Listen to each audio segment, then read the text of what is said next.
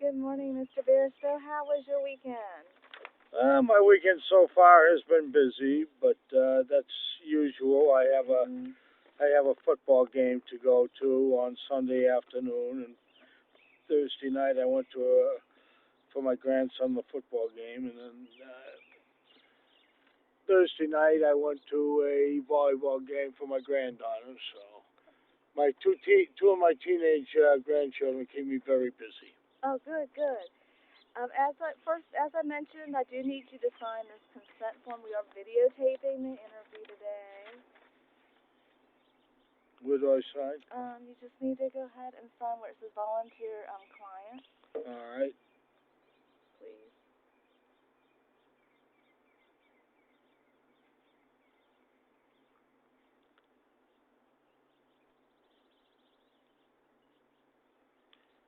There you go. What's today's date? The 24th, No, it's way past that. Today's the 30th. 30th. I know that because yesterday was payday for the military. Oh, good, good. Got paid yesterday and broke today. Mm-hmm.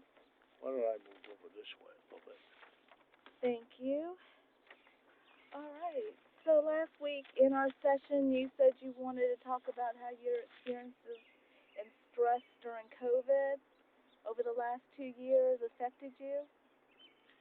Yes, it affected me greatly. We had a lot of losses in my family, some due to COVID, some not due to COVID, but it had a profound effect upon me. Um, One thing it did is it made me appreciate things more, especially my family. So. Oh, good. Anyways, just to give you a rundown on me, my COVID experience, I live in a senior citizens complex which has independent living, assisted living, and an Alzheimer's ward.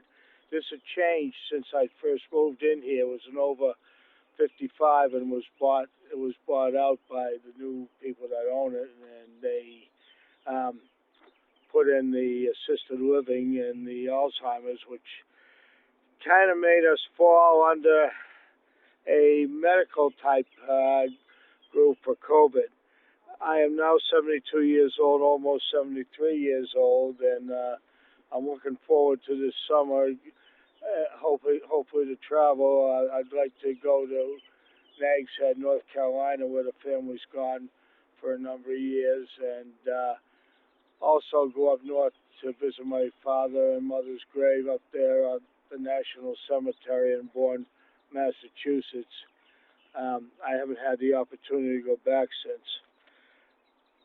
As far as COVID goes, we were locked down early in COVID, and for nearly almost 2 years, we are locked down again now, as we have had three independent residents have gotten stricken with COVID again. So we're very limited on what we can do. All programs have been canceled. Our dining hall privileges were suspended, and our meals are brought to us to our apartments again in a styrofoam containers. And most of the time, the food is almost always cold, so I have to take it out, put it on a dish, and microwave it. So over this period of the period of 2 years, I did approximately 40 jigsaw puzzles to pass the time and keep my sanity. I didn't associate with anybody outside. Some of the people in the complex tried to get together in little groups. I didn't want to. I just wanted to keep to myself. In the military, I was a quality auditor for the government. That's an inspector that does the fine work from the trucks coming in over the road, and we go back and reinspect. So I had a use to looking for small pieces and fine pieces and so forth, such as from meat products over the years. One of the puzzles that was included in this was my mother's life given to me by the funeral home, and a puzzle of my father's life too that I put together. Nice.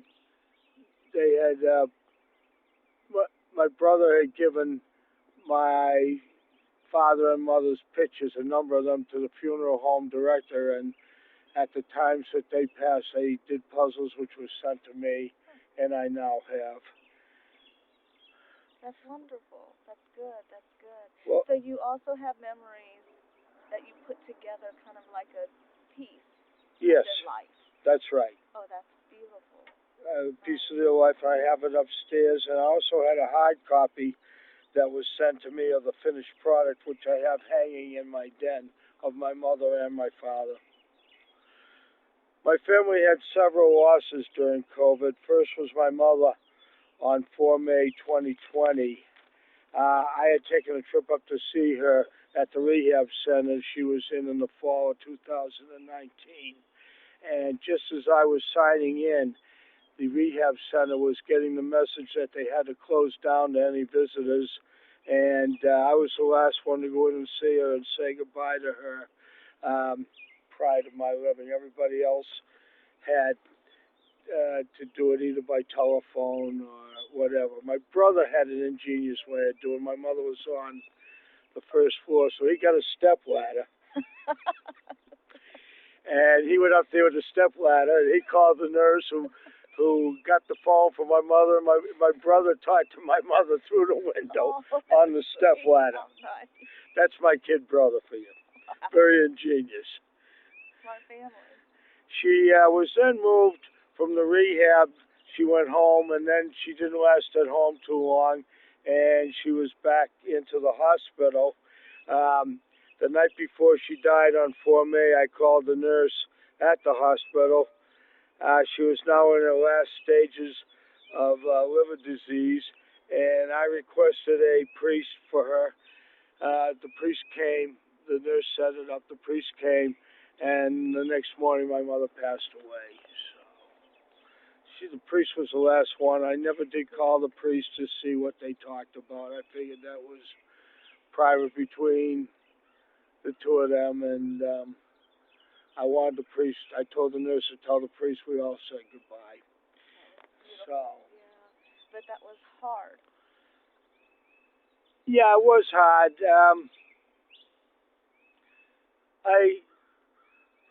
I was in the Army Medical Corps for 22 years and used to pull adjutant on duty over at the hospital. So I had dealt with death and family deaths before. So in some ways it was kind of a throwback. My father was not able to visit her due to COVID. He was not able to say goodbye. In the late summer of 2020,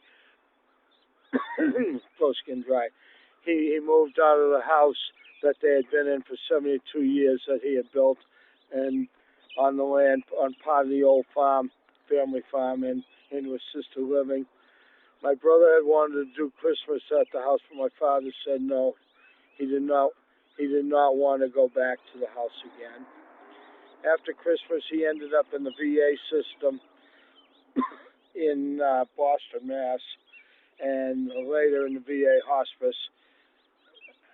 He passed away on the 5th of March, 2021.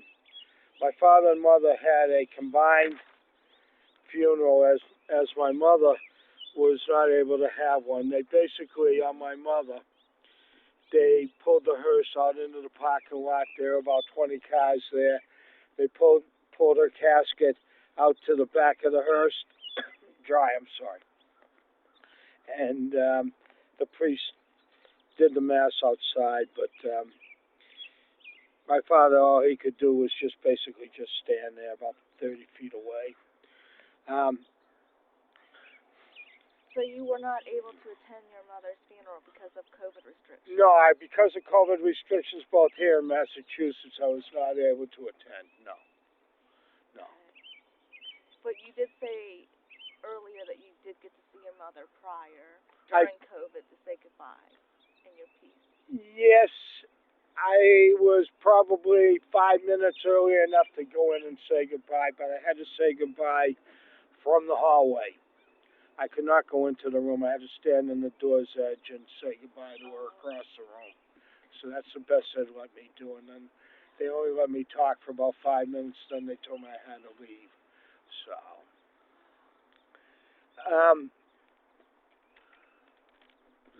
back to my father. It was a very low attendance at my father's wake and funeral due to COVID.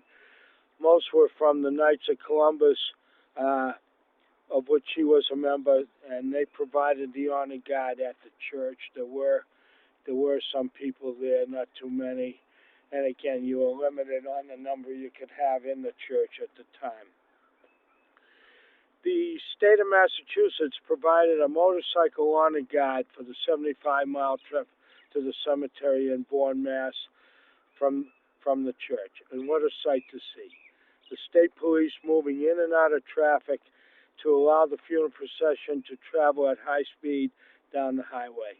They even held up traffic in front of my dad's house so he could say goodbye to the house he had built on the farm. They held the traffic up on the main road for almost 2 minutes. But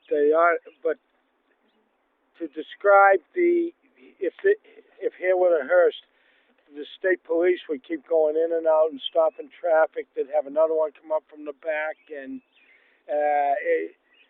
it was just a show that I had never seen, even in my 22 years in the military. Wow, so that was an honor. Oh yes, it was an honor, and we thanked the state police captain. He said it was an honor for him and his men to do it. Good, yeah, nice. He had a military honor guard at the Bourne National Cemetery. My father was a past national commander of the American ex-prisoners of war and was afforded all the ceremonies befitting his rank.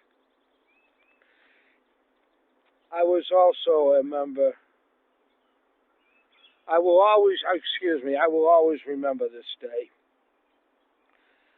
I was presented his flag. It now sits in my apartment living room in a rosewood flag case. I look at it all the time. In addition to my mother and father, one of my daughters lost her mother-in-law and sister-in-law, who left a 14-year-old son at the time. He now lives with my daughter and son-in-law. So we have now gained a new member to our family. Wow, that's nice. That's nice. So it seems like during COVID, you had a lot of stress not being able to see people. You did have family members that passed. Yes. And that was emotional for you? Very emotional. Very emotional. I had a counselor down at Colonial Behavior that talked to me, and I got through it. Okay. I also had a son-in-law who passed away during the beginning of COVID, whose memorial service we were unable to have. And the good news is we had a great-grandson who was born during that period. Oh, so there's some light out of the darkness. Some light out of the darkness. Good. Somebody knew. Nice. There's always a rebirth. So how does that make you feel knowing that you have a new great-grandson? Great-grandson, yep. It's wonderful. Yeah, I wish he lived closer. He lives in Salem, Virginia, and I don't drive much anymore, so it makes it hard for me to see him. I hope to see him on his birthday. Right. I've been invited up, and if some of the other family go, then I'll be able to go. That would be nice. I'll be able to go. Excuse me. Sinuses. Okay.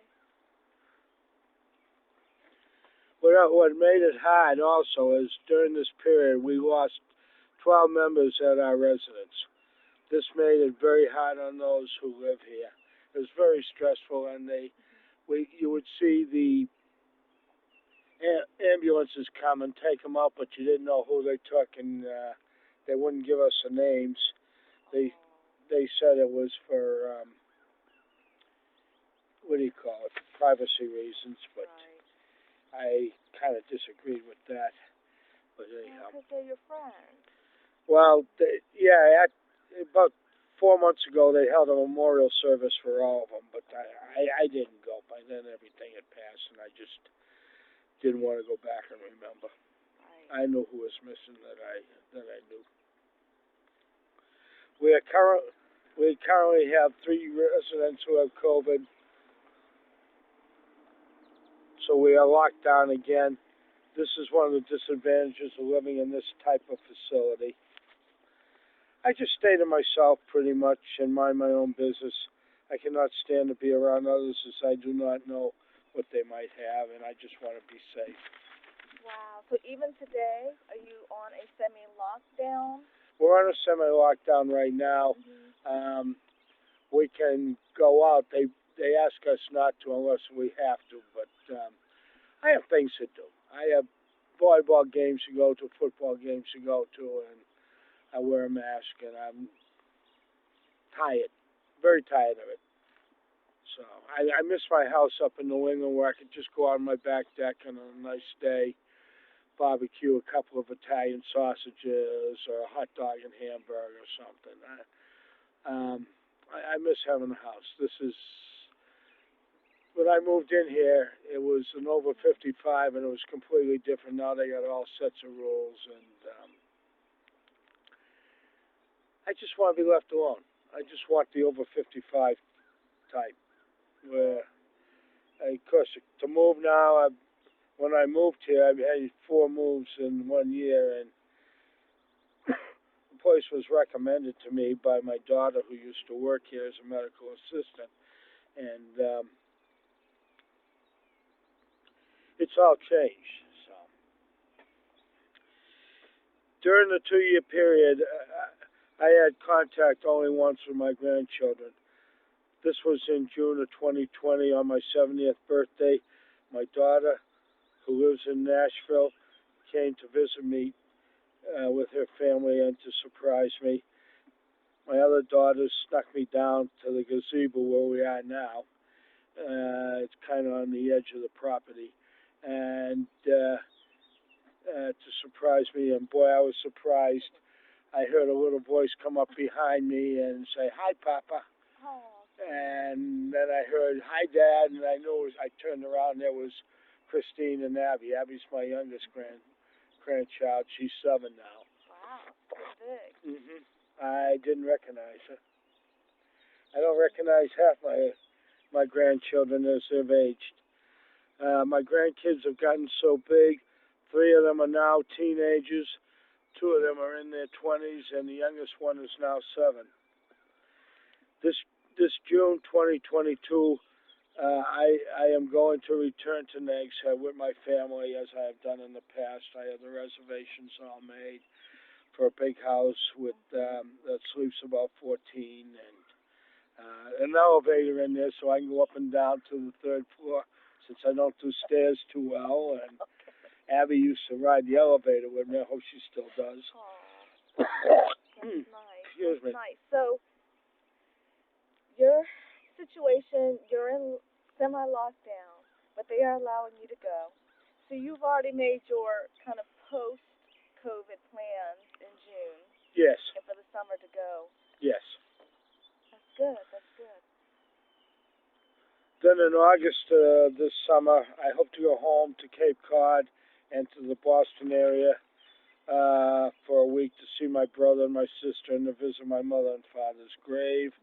And that's my plans for the future. So that's about it. If you have any questions, go ahead. Okay. Well, thank you for you did an A on your homework. That's good. That's good. And I see you also brought a book. That's nice. That's beautiful. So during COVID,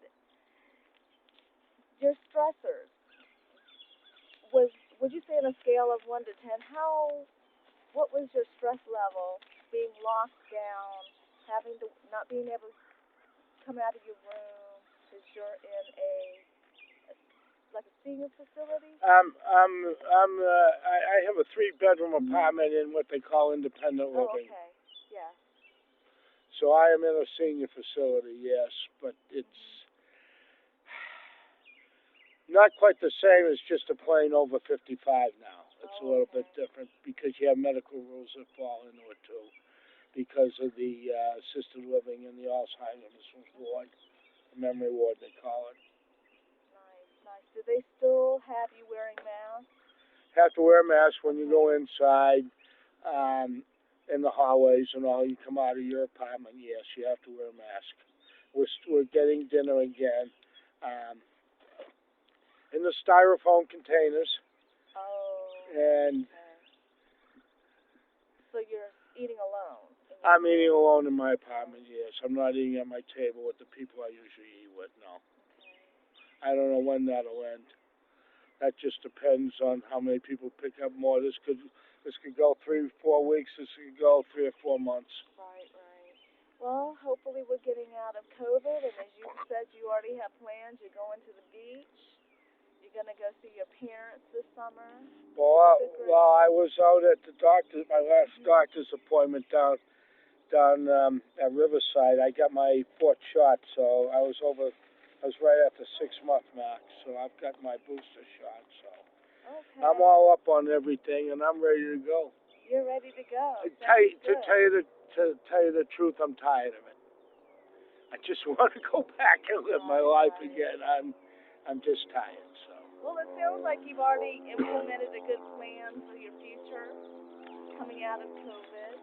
Well, my plans were made before we were locked down again. I'm not going to let this stop me. So I'm going to just, as we used to say in the military, continue to march. Right, right. So you've done well. It seems like you've done well coping with the stresses you had during COVID. I had a lot of help from my counselor. That's good for you. Good, good. Okay. So that's nice. That's good. So, On your papers. so next week, what would you like to talk about next week at your next session that you can prepare for? Just my preparing to go north and what the situation is at that time. Oh, good, good. So maybe for homework you can do maybe a genogram where you can What's a genogram? So a genogram is where you put your family, you put you in the middle, and then you can put your family around, things that you want to do, maybe things that'll make you happy. Well, my youngest granddaughter told me she's going to teach me how to swim again. Oh, okay. Because I told her I haven't swam in a number of years. Right, right. So. Okay, yeah. So you want me to do a diagram of my your family tree? Similar, yeah. You can do a family tree as well. Either way. So just a family tree, something to hope for, and you can also note the things you're going to do with them. Of course, who's here, and you said some of your family members have passed but not forgotten. Some of them are in Tennessee. Mhm. Yeah. So that would be something good for you to work on until we meet next week. Okay? All right. Sounds good. All right. Well, thank you. Thank you. You're welcome.